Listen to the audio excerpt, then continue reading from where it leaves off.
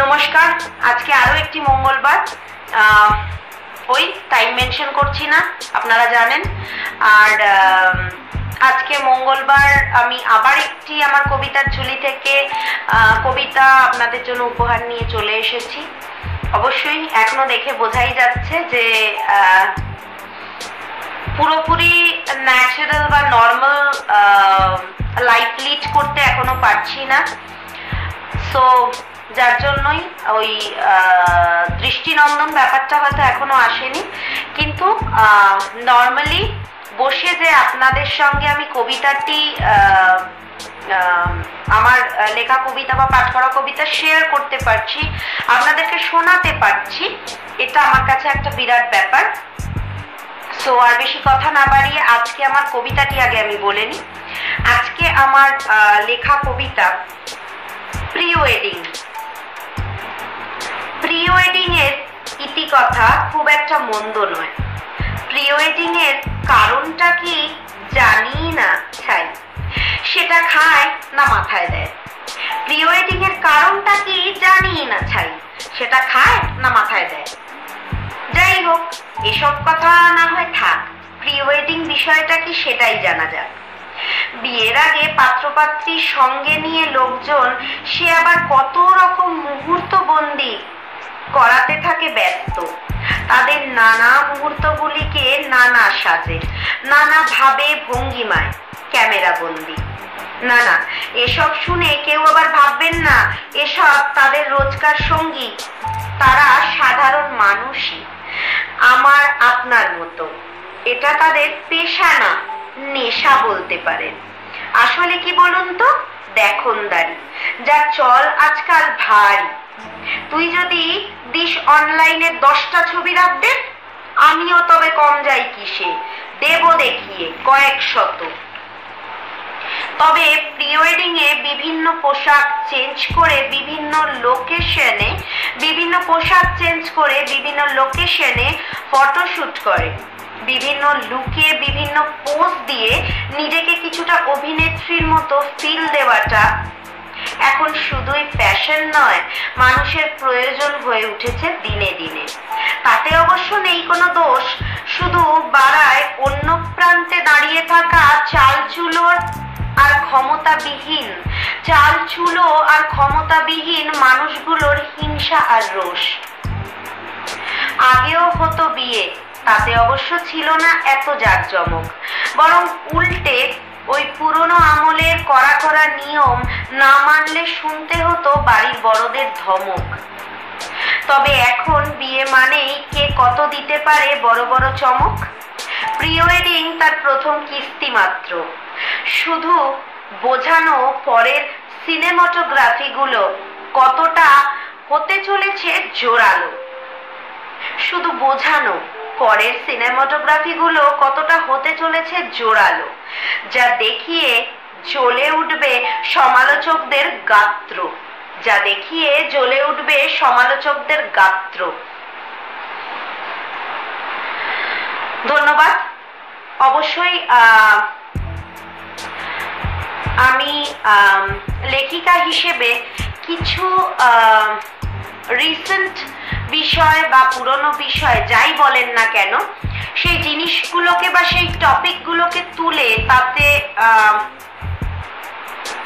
আমার দৃষ্টিকোণ থেকে কবিতা লেখার চেষ্টা করি, কাউকে মিন করে নয়। এই ক্ষেত্রে যদি কোনো সিচুয়েশন বা কোনো মানুষ বা কোনো কিছুর সাথে, নামের সাথে যদি কোথাও কোনো মিল হয়ে গিয়ে থাকে, তাহলে সেটি একেবারেই অনিচ্ছাকৃত, আপনারা জানেন। সেটি আমি প্রত্যেক কবিতায় বলে থাকি বা লিখে থাকি, তার জন্য আমি আগে থেকে ক্ষমা প্রার্থী। কিন্তু আমাকে তো বিষয়বস্তু নিয়ে লিখতে হয় এবং লিখতে হবেও ভবিষ্যতে। কাজে বিষয়বস্তুগুলো প্রত্যেকে যারা শুনছেন তারা বিষয়বস্তু হিসেবেই শুনবেন। আমি কাউকে মিন করে কবিতা লিখিনি, কাজে কেউ এটিকে নিজের দিকে নেবেন না। এখন এটি একটা ট্র্যাডিশন, একটা চল, যেটা আগেকার যুগে ছিল না, আগেকার দিনে ছিল না। আগেকার দিনেও বিয়ে হতো, হ্যাঁ, হয়তো আমরা প্রত্যেকেই সেই ট্রেডিশনে গা ভাসাই, আবার অনেক মানুষ আছেন যাদের এক্ষেত্রে কিছু মত পার্থক্য রয়েছে।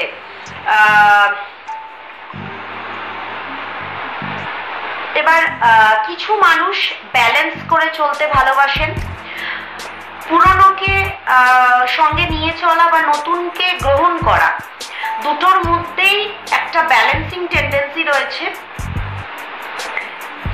এবং আমি মনে করি যে কোথাও গিয়ে এই ব্যালেন্সিং টেন্ডেন্সিটাকে বজায় রাখাটা খুব জরুরি।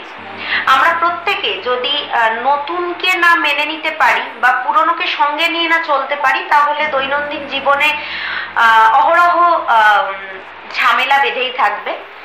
তো মেনে নেওয়াটাও একটা আর্ট, মানিয়ে নেওয়াটাও। কাজেই এভাবেই আমাদের জীবন শৈলী চলতে থাকে। যাকে আর বেশি কথা না বাড়িয়ে অবশ্যই আরেকবার মনে করিয়ে দেব যে আমার দুটি চ্যানেলে যদি আপনাদের ভালো লেগে থাকে, চ্যানেলের নাম আপনারা জানেনই, পেজেসের নাম আপনারা জানেন, আজকে আর আমি সেটি নিচ্ছি না। যদি ভালো লেগে থাকে আপনারা সাবস্ক্রাইব করতে ভুলবেন না, পাশে থাকা নোটিফিকেশন বেল আইকনটি অন করে দিতে ভুলবেন না, যাতে সবার আগে আপনাদের কাছে নোটিফিকেশন পৌঁছে যায়। এবং টাইমের আমি কোনো মেনশন করি না, আপনারা জানেন। আপনারা যে টাইমটা দেখেন সেই টাইমটা আমার কাছে প্রেশিয়াস।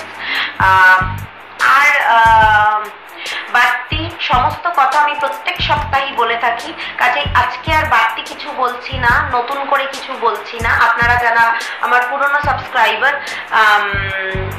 তারা তো জানেনই, এবং যারা নতুন সাবস্ক্রাইবার তাদের কাছে অনুরোধ রইল যে হঠাৎ করে যদি আপনাদের সামনে আমার এই নতুন কবিতা আসে, একটি হলেও পুরনো কবিতা আপনারা দেখবেন। যদি ভালো লেগে থাকে তাহলে অবশ্যই আপনারা বিষয়টা পুরোটাই জানতে পারবেন।